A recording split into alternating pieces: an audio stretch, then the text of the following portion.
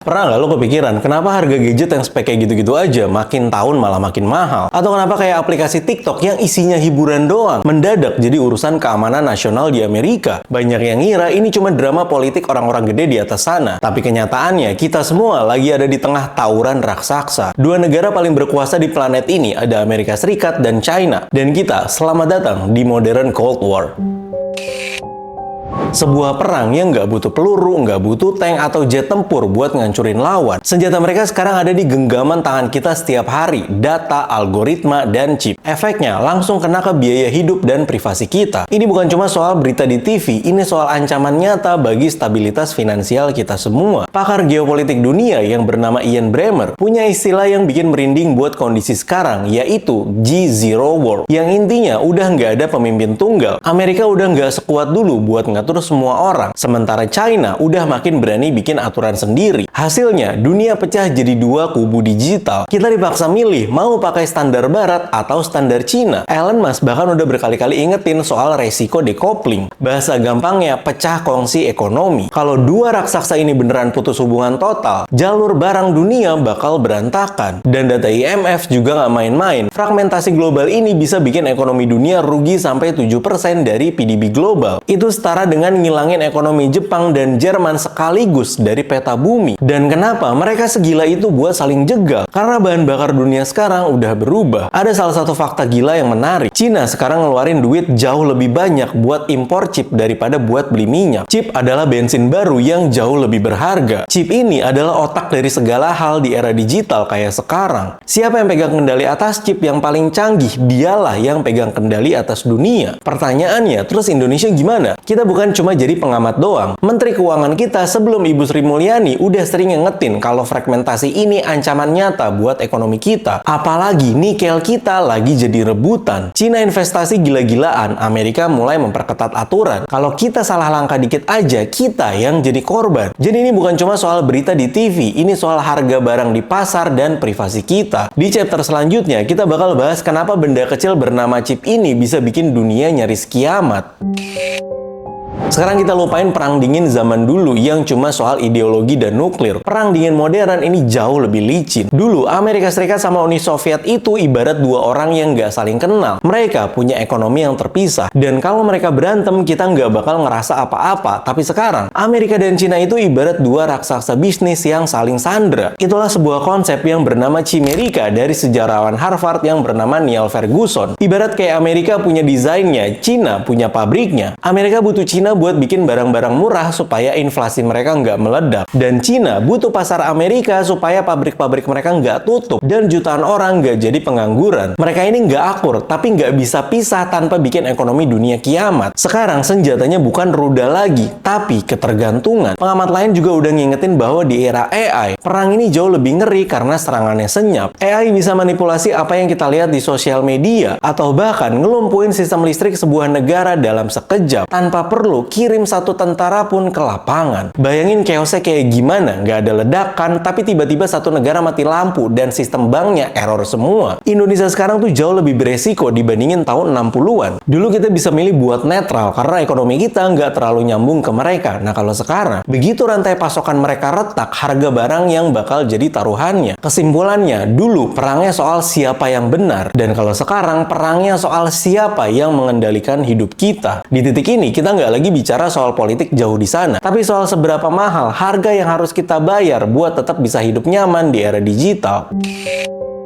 Kenapa Amerika sampai segitunya ngelarang Cina buat beli mesin pembuat chip paling canggih? Dan kenapa Cina sampai bela-bela latihan militer di sekitar Taiwan setiap beberapa bulan sekali? Jawabannya simpel, karena siapa yang punya chip paling kecil, paling kenceng, dan paling efisien, dialah yang bakal jadi penguasa dunia. Chip adalah otak dari segala hal yang kita sentuh hari ini. Mulai dari smartphone di tangan kita, kulkas pintar, mobil listrik, sampai sistem pertahanan militer yang paling jenius yang bisa nembak jauh rudal di udara. Tanpa benda benda ini, ekonomi dunia bakal langsung balik lagi ke zaman kegelapan dalam waktu semalam. Ada satu fakta yang ngeri banget bahwa dunia sekarang punya satu titik lemah. Hampir 90% chip paling canggih di planet bumi ini cuma bisa diproduksi oleh satu perusahaan aja, yaitu TSMC di Taiwan. Inilah alasan kenapa Amerika dan Cina terus-terusan tegang di wilayah itu. Bayangin kalau Taiwan disenggol sedikit aja atau jalur pengirimannya diblokade, produksi iPhone bakal stop total, pabrik otomotif dunia bakal tutup, dan sistem bank global bisa chaos. Amerika takut kalau Cina nguasain Taiwan, mereka bakal pegang saklar teknologi dunia. Sebaliknya, Cina ngerasa dicekik karena akses mereka ke teknologi terbaru dihambat habis-habisan lewat aturan ekspor Amerika. Terus apa efeknya? Kita bakal ngerasa harga gadget tiba-tiba naik nggak masuk akal, atau inden mobil listrik yang makin lama. Ini bukan cuma soal krisis stok biasa, tapi ini soal sabotase teknologi. Data dari Reuters dan CSIS udah ngingetin kalau ketergantungan kita terhadap chip ini adalah resiko terbesar bagi industri manufaktur saat ini. Dulu, negara-negara berperang buat rebutan ladang minyak, dan kalau sekarang mereka rebutan akses ke pabrik silikon. Benda seukuran kuku jari ini bukan lagi sekedar komponen elektronik yang nempel di mesin cuci kita, tapi chip ini udah berubah jadi senjata paling mematikan dan paling diperebutkan di abad ke-21. Siapa yang punya aksesnya, dialah yang menang, dan siapa yang dikunci aksesnya, dia yang bakal ketinggalan zaman.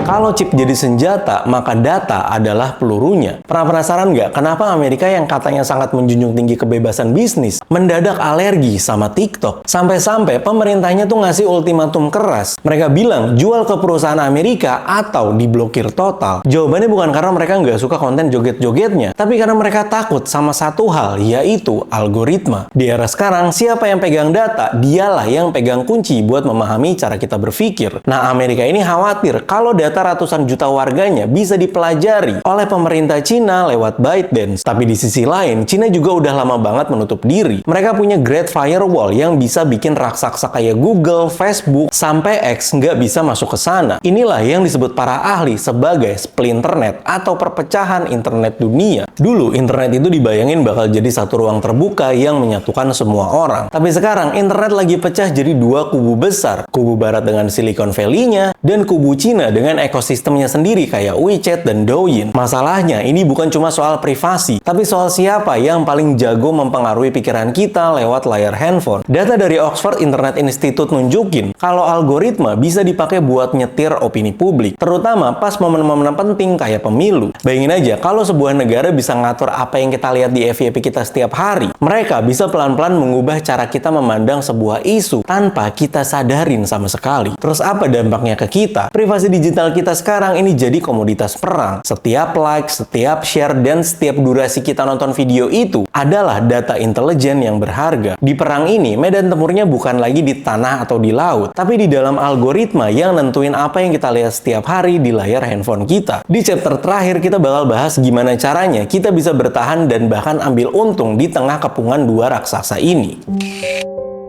Jadi setelah semua tawuran teknologi ini, ujungnya bakal kemana sih? Apakah kita bakal terjebak selamanya di tengah-tengah dua raksasa ini yang lagi berantem? Jawabannya, tergantung posisi yang kita ambil sekarang. Dunia emang lagi pecah, tapi buat negara kayak Indonesia, ini sebenarnya adalah kesempatan emas. Kenapa? Karena saat Amerika dan Cina saling putus hubungan, mereka berdua sama-sama cari teman baru yang posisinya netral. Dan Indonesia punya sesuatu yang mereka berdua incer, yaitu nikel. Nikel adalah bahan utama buat baterai mobil listrik, yang kita sebut sebagai mobil masa depan transportasi dunia. Selama kita bisa main cantik, kita bisa jadi jembatan buat kedua kubu ini. Kita nggak perlu milih kubu, tapi kita bisa bikin kedua kubu ini butuh sama kita. Tapi ada satu tantangan besar buat kita semua. Di tingkat individu, kita harus sadar kalau data adalah kedaulatan baru. Nah, di era splinternet ini, kita juga harus lebih pinter jaga privasi dan nggak gampang kemakan algoritma yang sengaja dirancang buat bikin kita terpecah belah. Jangan sampai kita cuma jadi bahan bakar gratis